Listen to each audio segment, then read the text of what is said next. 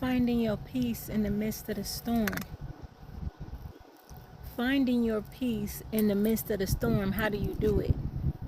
How do you stay balanced? How do you stay aligned? How do you stay filled with joy and filled with love in the midst of the storm?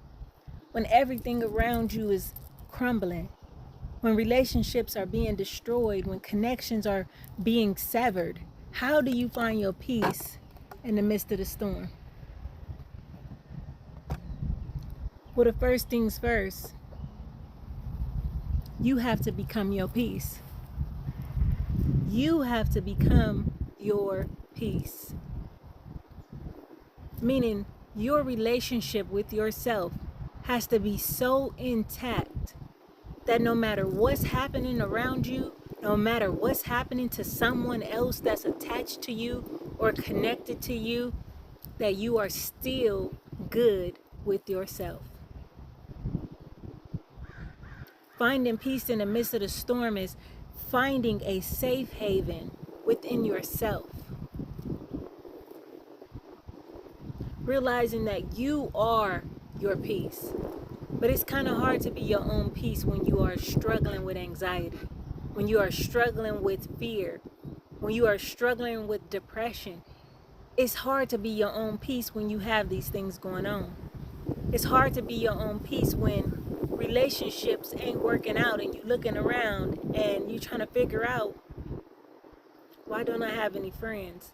Why the friends that I do have are not showing up for me the way that I want them to? Or why do I put out more energy than I receive in the relationships that I have? Right? And the answer to all that is, it starts with you.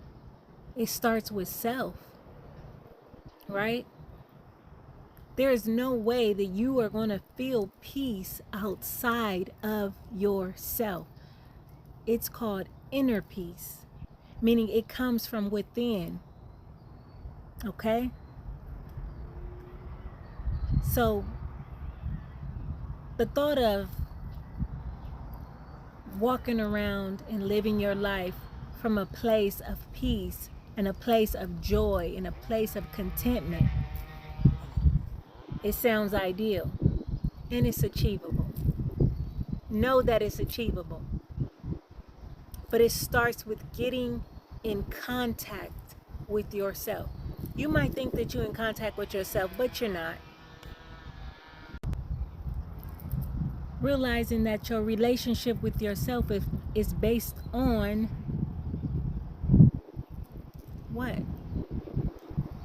What is the relationship with you based on? What is it based on?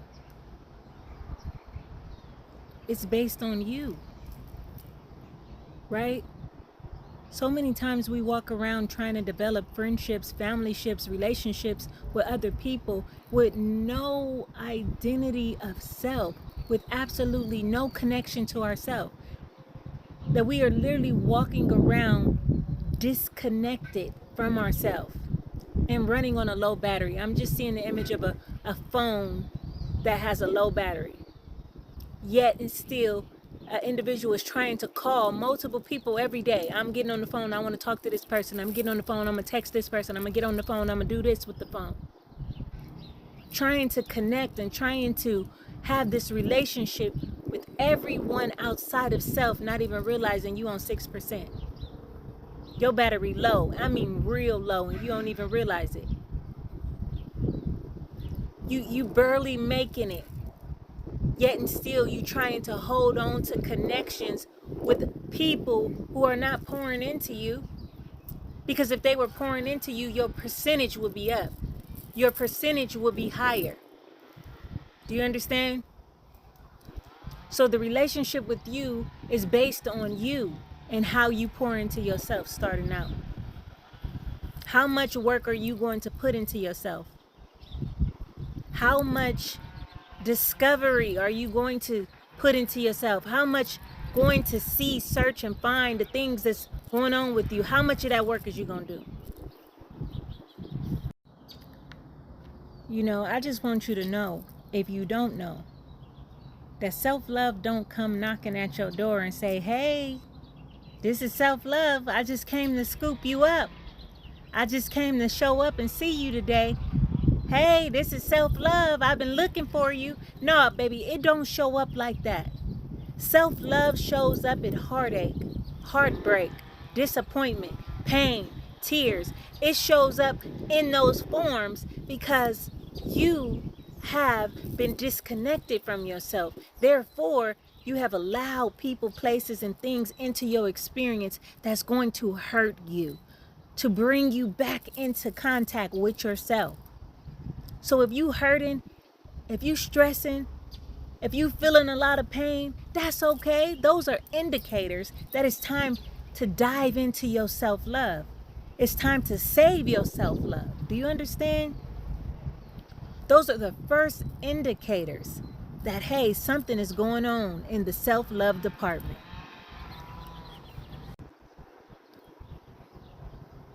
If you know what's the best thing to do for you, do it. If you know what's the best thing to do for you, do it. Stop doing yourself the wrong way. Stop doing yourself the wrong way. Stop showing up to places that you know you ain't welcome to. Stop calling people that don't call you back. Stop showing up for people that don't show up for you. Because the more that you put yourself through that type of pain, the farther apart your connection with yourself becomes. Every day that you do things against yourself, you get farther and farther and farther away from yourself. When people say, I lost myself, that's because they wasn't tending to themselves. Okay? I feel like we've been conditioned to be detached from ourselves, but this is a new day. This is a new life.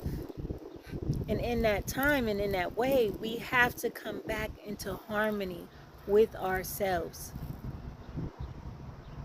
I know it's scary. I know that it gets nerve-wracking because now you got to look at the things that made you who you are. Yeah, you got to look at the childhood. You got to look at the failed relationships. You got to look at the breakups. You got to look at all the things that you don't like to look at, the things that you don't like to connect with. But those things are the answer. They're the gasoline to the vehicle of your life, and you have to look at them. The truth is, the real you is trapped inside of them. So I'm just here to encourage you to go save yourself.